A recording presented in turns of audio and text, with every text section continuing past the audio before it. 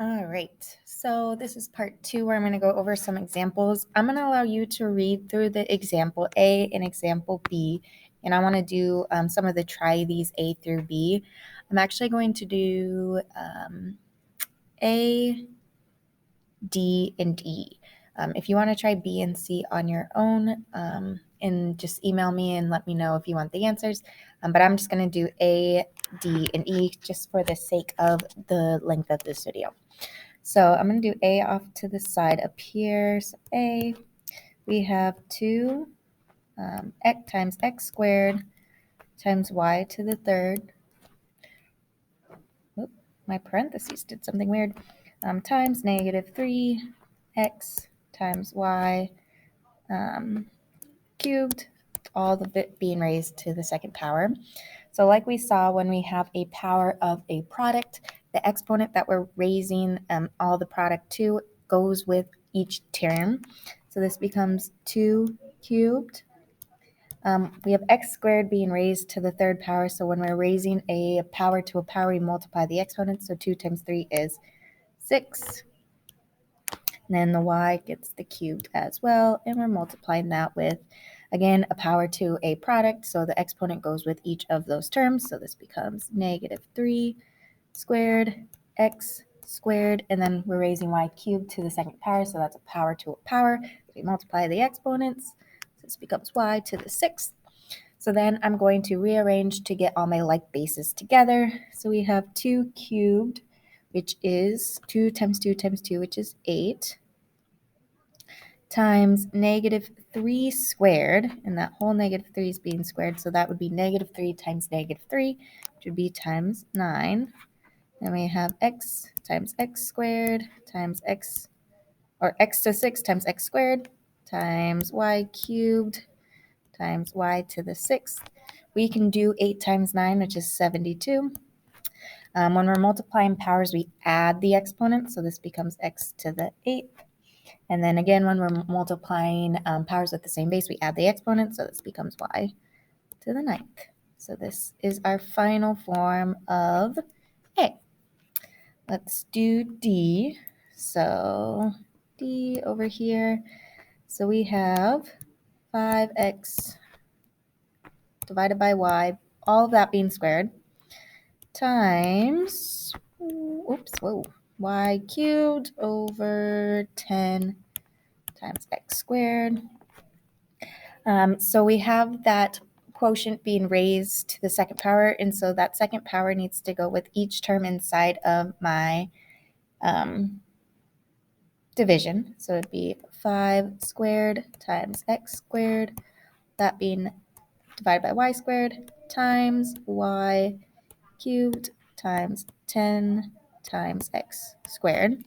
So then now I want to bring my like bases together. So I have 5 squared, which is 25, divided by 10 times x squared divided by x squared, because we have an x squared in the numerator and the denominator, times y cubed times, divided by y squared. 25 divided by 10, that simplifies to 2.5, or just 5 halves. X squared divided by x squared, this becomes anything divided by itself is 1, so those actually cancel each other out.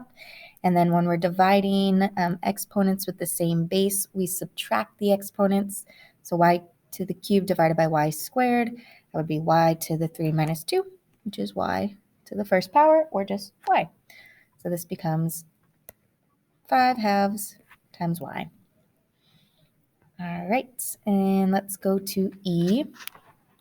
So E seems pretty complicated, but let's go through it together. So this 3x times y to the negative second power, that 2 goes with each of those terms inside the product. So this becomes 3 squared, x squared.